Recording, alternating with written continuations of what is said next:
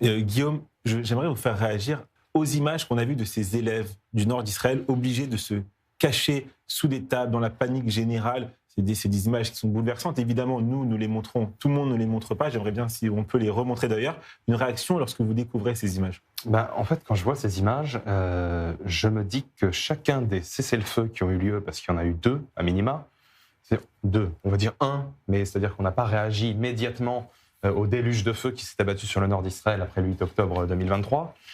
Il y en a eu un ensuite, une fois qu'on a eu neutralisé la tête, comment s'appelait-il, Nasrallah. Et puis là, ça a repris justement à l'appel de l'Iran. Donc l'Iran, en fait, la puissance du Hezbollah au Liban, c'est un peu le thermomètre de la pénétration iranienne au Proche-Orient.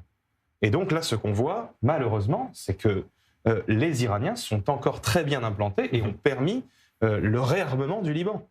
Le réarmement du Hezbollah, pardon. Donc, en fait, à chaque fois qu'il y a un cessez-le-feu, si c'est un cessez-le-feu, et que le Hezbollah se réarme, eh bien, en fait, c'est pas un cessez-le-feu, c'est une pause logistique. J'aimerais vous faire réagir à ces images qui ont fait le tour du monde et le tour des réseaux sociaux, partagées par le ministre israélien de la Sécurité nationale, Itamar Ben-Gvir. Il s'agit d'une visite du ministre accompagné des forces de police au port d'Ashdod pour appréhender les activistes de la flottille. On entend le ministre dire aux activistes en brandissant le drapeau israélien: ceux qui agissent contre l'État d'Israël se heurteront à un État déterminé. J'espère que le Premier ministre vous gardera parmi nous à la prison de Tsiot aussi longtemps que possible. Nous sommes quelques semaines avant des élections législatives en Israël. D'ailleurs, même ceux qui critiquent Itamar Ben-Gvir au sein même de la coalition pensent évidemment aussi, maintenant c'est un peu chacun pour soi et Dieu pour tous, parce qu'on est en période préélectorale. Ben-Gvir, là, peut-être, dans sa tête, il se dit, j'ai pris plus 2 ou plus 3 dans les prochains sondages publiés sur i24 News. Je pense que c'est bien possible, Raphaël. C'est évidemment que les élections arrivent et que tout le monde va flatter son électorat.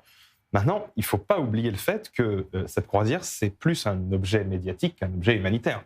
La croisade des préservatifs, ils avaient amené 3 kilos de farine la dernière fois avec Rima Hassan. Comme les premiers, c'est toujours un écran de fumée, c'est ce qu'il faut ne surtout pas oublier. C'est-à-dire que ces croisières sont destinées à faire braquer les projecteurs qui normalement devraient être braqués sur, on a parlé du réarmement du Hezbollah, le Hamas ne perd pas son temps non plus dans la bande de Gaza.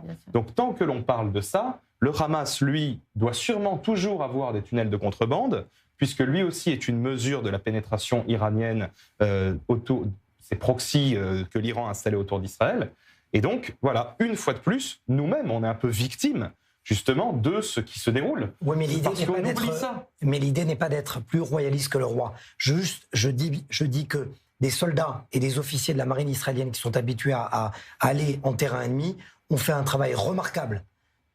Parfait, du 100%, ce qui est très rare. Je suis entièrement d'accord, Mathias, mais je n'irai pas jusqu'à prendre la défense de Ben-Gvir parce que je vous rejoins sur, disons, 70% de ce que vous défendez. Maintenant, j'ajouterais qu'on a souvent voulu être lavé plus blanc que blanc, être plus royaliste que le roi, justement. Qu'est-ce que ça nous a rapporté ? Rien. Mais là, ce que je demande, c'est de ne pas être plus royaliste que le roi. Ba la mea ou ba la dea, comme on dit en hébreu. Bien évidemment. D'accord ? Et c'est ce qu'il leur a rappelé. Et je pense que ça n'est pas finalement une si mauvaise idée que ça, que de changer son fusil d'épaule et d'essayer autre chose. Les gardes-frontières font un travail remarquable. Aujourd'hui, ils sont le bouclier des grandes villes israéliennes pour empêcher qu'il y ait des actes terroristes. Et là, on en fait presque des bourreaux. C'est pas leur job. Voilà. La population israélienne le sait et l'international les prend déjà pour des bourreaux et ça ne changera pas.